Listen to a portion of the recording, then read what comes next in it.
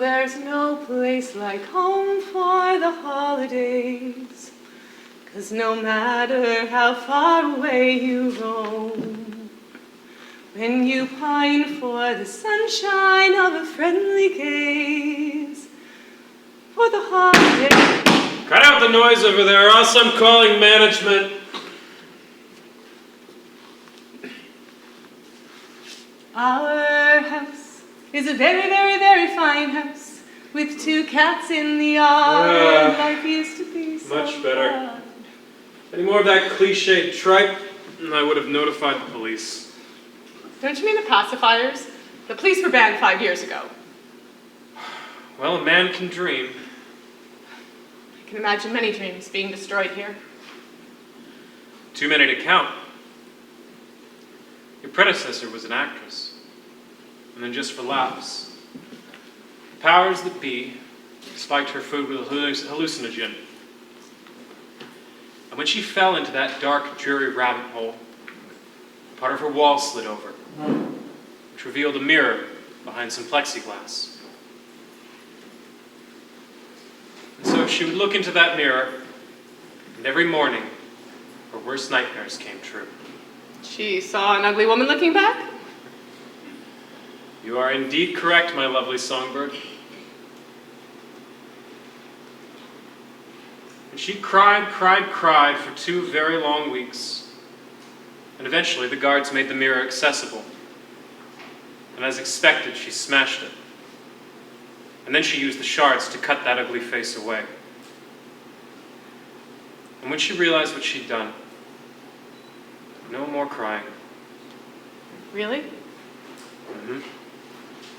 She screamed, which drove the other inmates to scream as well. They took her for the last walk after that stunt. Just a few of the things that occur here. The tortures, the broken, and the destroyed. How do you know what happened to her? Well, or the others, for that matter. The guards told me. You're kidding. Not at all. No, they're extremely proud and transparent about their methodologies. How long have you been here? I'm not sure. I once tried judging it by my 5 o'clock shadow and the length of my fingernails, but alas, the guards messed up my timetable by gassing me, and then while I was out, they gave me a clean shave, a haircut, and a perfect manicure and a pedicure. Oh, you poor tortured soul! They turn you into civilized man? That is hell. Well, I can think of worse sufferings. You know, given our present circumstances, you actually seem surprisingly calm. You have a sense of humor that I find extremely refreshing. Thank you, Mr. No names. We are artists after all. Call me... You can call me Scribe. Nice to meet you, Scribe. Likewise. And you? I like what you called me. Songbird. Well then, my dear songbird, I have a question for you. Now, my dear Scribe, I hope to provide an answer to your liking. No doubt you will. What is your passion? My passion? Well, that which has resulted in your present circumstances. Oh, you mean poison, right? Absolutely not. Poison is a term that the state and its minions use to isolate and degrade all artists. You're talking to a fellow human being here. Please, share with me. Singing. Oh, really? I saw you as more of a painter. When singing was outlawed, I taught elocution lessons to high-ranking members of the state. You know, whenever they had to give speeches or presentations at their propaganda rallies, the usual patting themselves on the back ceremonies and all that nonsense.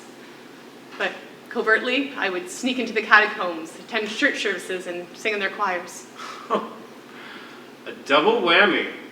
A passion for your art and a passion for God. You know, I'm surprised that you weren't caught and executed sooner, or worse. Like what? Having my vocal cords severed? No, they tried that with another singer. She found an amusing substitute. She began playing bongos on the commode. Of course, she did empty the contents out all over her cell to get that perfect hollow sound. From what I understood, she was very loud and oh so odorous. Not a good combination. One of the very, very few artists that they couldn't break. But she went on the long walk after that stunt. But don't worry, she wasn't in your cell. Good to know. I was arrested and sentenced to death for the natural childbirth law. Oh, you're one of them. You're a breeder, A slut. harlot. Trollop. Dirty whore of Babylon. How dare you make love to a man and have his child through natural means instead of the mandatory test tubes and incubators. That's it. I'm requesting a transfer right now! Did you love him? Or was it a moment of release? I loved him. During the early months, I was able to hide my condition. Eventually, I quit my job because of quote, unquote, ill health. Surprisingly, they bought it. The more I started to show, the more time I spent in the catacombs with my husband and our community. Husband. Marriage has been banned, my dear. No, not in the underground. Priests, ministers, rabbis, imams, medicine men, all denominations and their traditions, including marriage, are still alive and well down there. Hidden, but alive. Was it hard for you to sing when you were pregnant? No, not at all.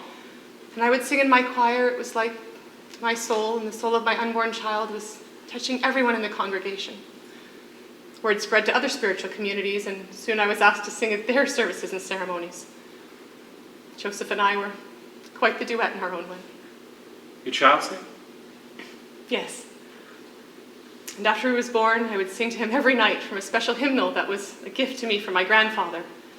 It contained choral pieces and vocal adaptations from classical music.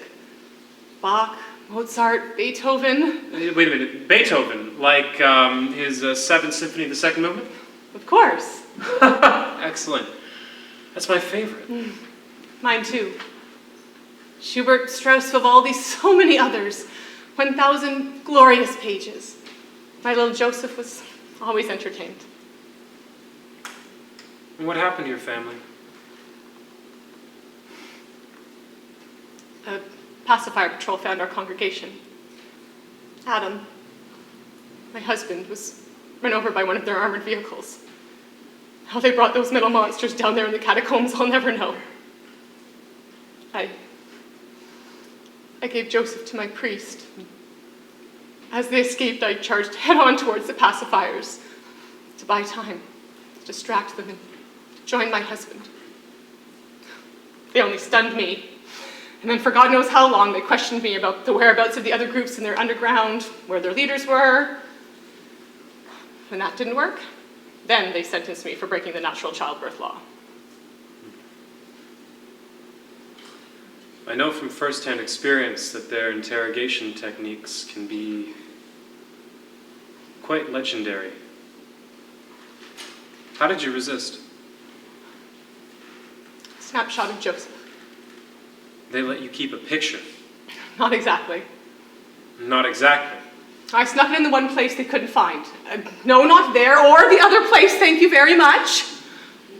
I'm talking about the source of all our creativity. Ah, our imaginations. It's a special snapshot. One where I see a promising future for my son. One where he slowly grows up into manhood. In his arms of his beautiful wife. And in that photo, she'd display a smile that could win anyone's heart, especially my son's. In front of them would be their 3 children, the youngest holding my hymn book as a reminder of who I am, who I was. Perhaps, as they grow older, they'll carry on our family tradition, our family legacy. I can handle not singing again, and I can handle facing death, but the fear, the dread of knowing that my son is harmed in any way.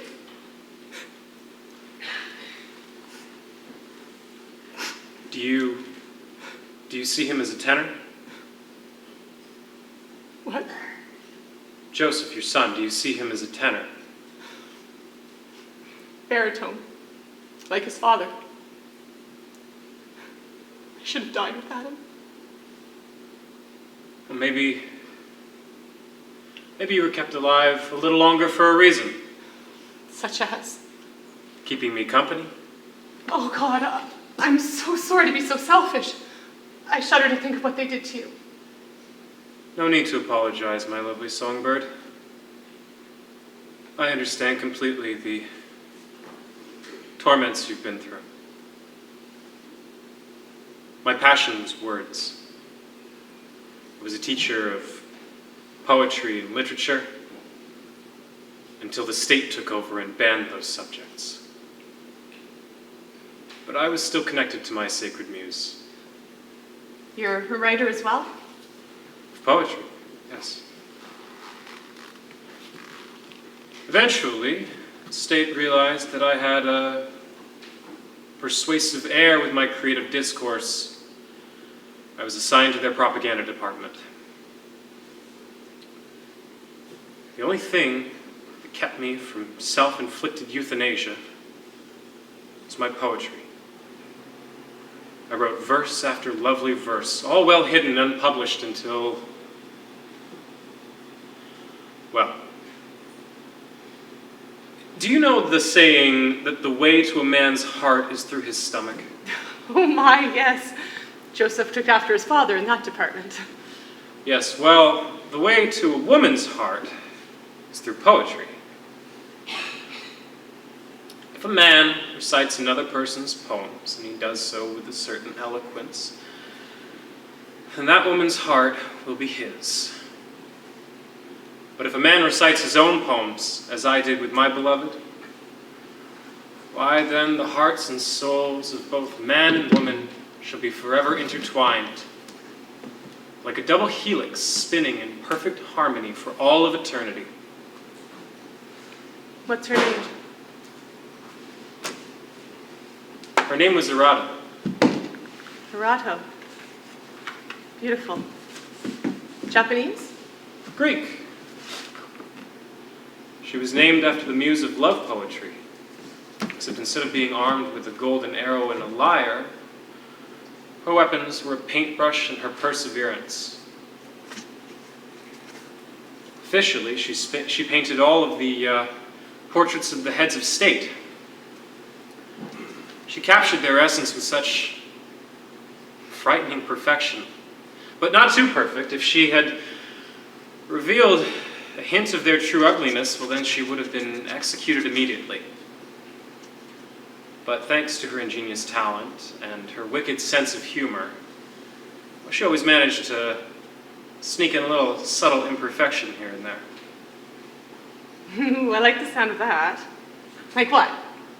Well, for example, imagine a portrait of a particular man, say, the Minister of Propaganda. And then, if you look closely on his cheek, you'll see what looks like a harmless shadow, but if you focus, you will see that it is in fact in the shape of a rather large phallus. Now imagine the director of mental health, and if you focus on her hair, look deep within her lovely locks, and you might just see a little vagina. The punchline? Nobody noticed. Just the two of us. She sounds amazing. That she was. She was a true master. And unofficially, she belonged to an underground publisher who distributed flyers and other forms of literature regarding how the arts are being eliminated by the state. She did all of the illustrations, and I volunteered to be their scribe. I may not be a journalist, but I thought that if my words could somehow penetrate through people's ignorance and open their eyes about the artistic genocide that's happening, that... And then you got caught. We both did. We were brutally interrogated for days on end. They wanted to know the location of the press and our friends. That sounds familiar. Neither of us gave.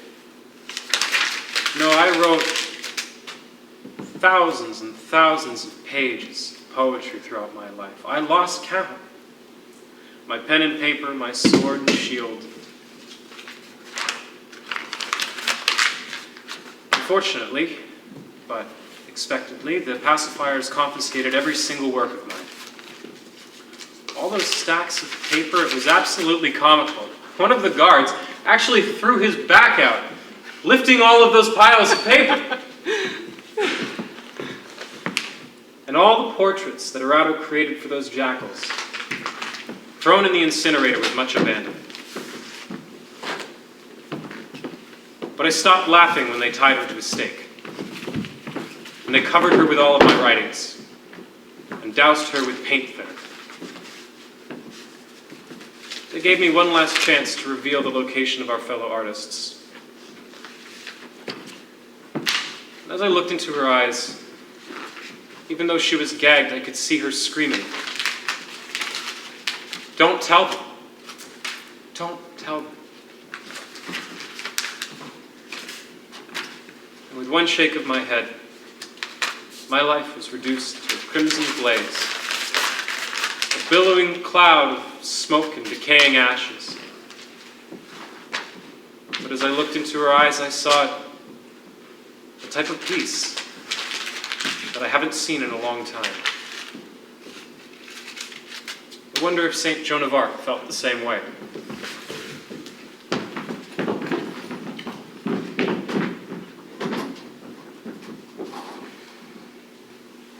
You see, the state was smart.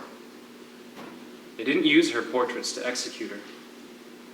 They used my work. When writers are in pain, we disappear within our creations. In solitary conditions like this, I could have conjured up my poetry just like that to keep me company. But when I remember how it was used to kill, I can't think of my poetry or anyone else's without thinking about how it was used to destroy. Scribe? Is there a standard time period before they take you on the long walk? No. It is completely random. And why are the walls so thin? Wouldn't it be more punishable if the inmates couldn't talk to each other? Not with artists. See, we live in our imaginations. The walls were built purposely thin, just so we could hear each other suffer. What happened to your predecessor is proof of it. Then why don't we turn it around? In what way? Have two artists ever collaborated? Collaborated. Where two artists somehow team up and create something beautiful. Not to my knowledge. Why? How about a duet? You recite one of your poems and I'll provide the melody. Oh, my dear Songbird. I'm afraid I can't do that anymore. My music can help you. I am beyond help. No artist is beyond help, especially when another artist can inspire you. Look, I appreciate your enthusiasm, but... Passion, not enthusiasm. Passion has more purpose. Regardless, the state has made me impotent. They don't need to kill me. I'm already dead. I find that hard to believe. You don't know me. Look, as a fellow artist, I know you well enough to recognize My dear, that your muse is alive and Songbird, especially hungry within your please. soul, begging to be released. That's- And I know you well enough to realize that you are allowing the state to kill you. That's enough. Just like they killed your wife. I said that's enough!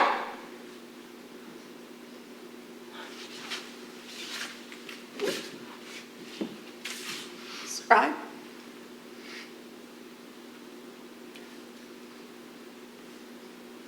Just Please. one last question, Please leave me alone. and then I won't speak anymore. Why only artists? What are you trying? The state could hunt down any profession that they deem to be a threat. Why only artists? To expand their their power to use us as their court jesters. I don't know. No. Think of the bigger picture. What do we possess that scares the state? Souls. Yes. And the ability to touch the souls of others through our work.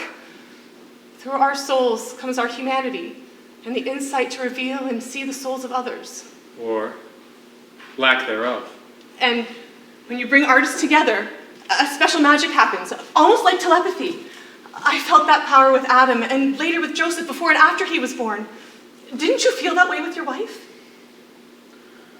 Many times, Dorado and I would be in the same dream.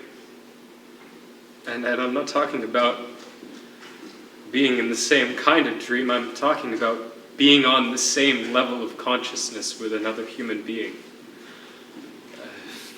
A spiritual and physical nexus that is, my God, so powerful.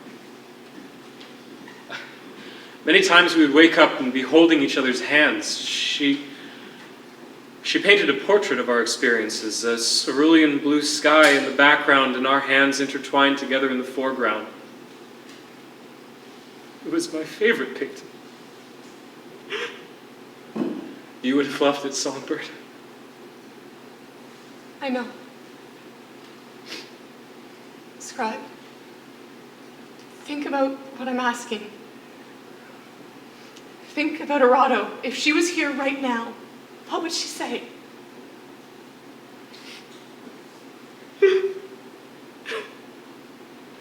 She would say the exact same thing. And then she'd slap me on the back of the head for indulging in my own self-pity. And what I'm suggesting is not just for the two of us. Maybe we could give the other artists in this place, in this hell, some final piece. And we'll do it on and on and on until they finally shut us up. Oh, just let them try and shut us up. Just let them try. Who knows? Maybe our fellow artists will follow suit. Well? It's an amazing idea, Songbird. In fact, it's a brilliant idea, but I won't use any of my previous works. I'll create something new. Yes. And you start, and then once I get a sense of your rhythm, then I'll join in, okay? Agreed. Agreed.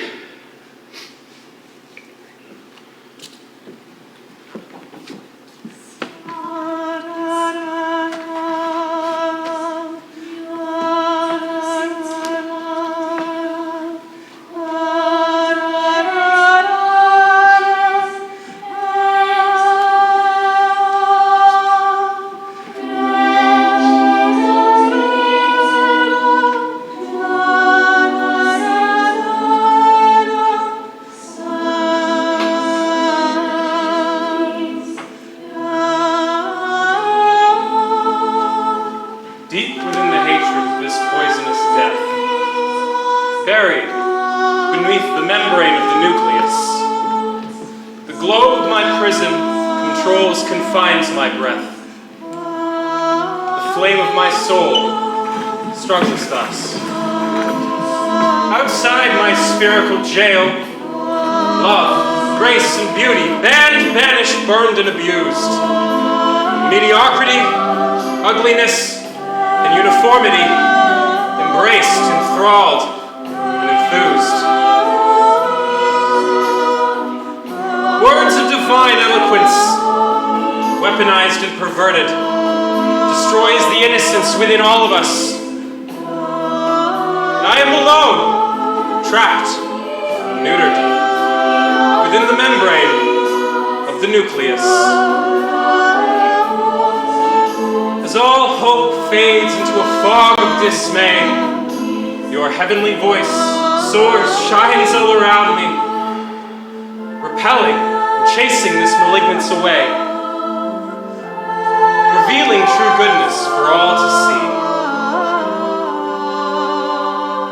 Revolving around my solitary atom, an exquisite electron to my poor lonely proton, seeking a way in, scanning the continuum,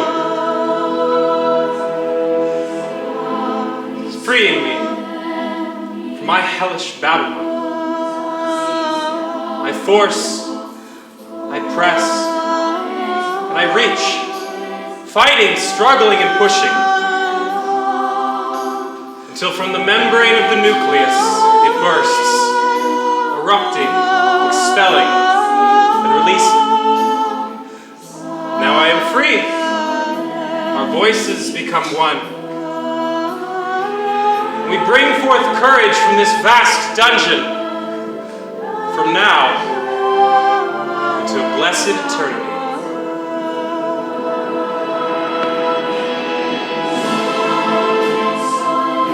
Thank you, my scribe. Panos. Panos. Ellen. Thank you, Ellen. My divine songbird.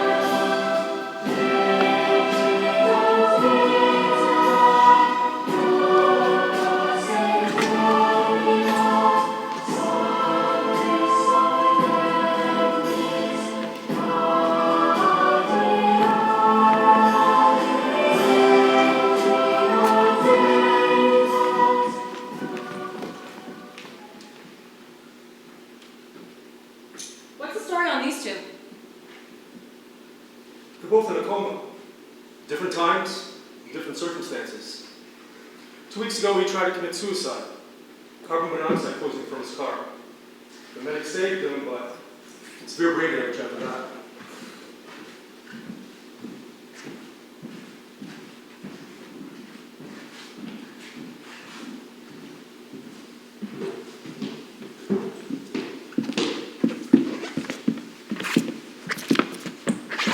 I see his wedding band. Is the woman his wife? No. His wife was murdered in their home a week before the suicide attempt. He was out of town promoting his latest book when it happened. Novelist. Poet. Damn good one. After he was brought in, I looked him up on the internet. I even bought one of his books on Amazon. Mostly science fiction and horror themes. It's like a combination of Edgar Allan Poe meets Ray Bradbury. I'll lend it to you if you're interested. Yeah, I'd love to read it. How did his wife die? Burglary, which turned into arson. It's completely random. Never caught the bastards that did it. His suicide note only had 7 words.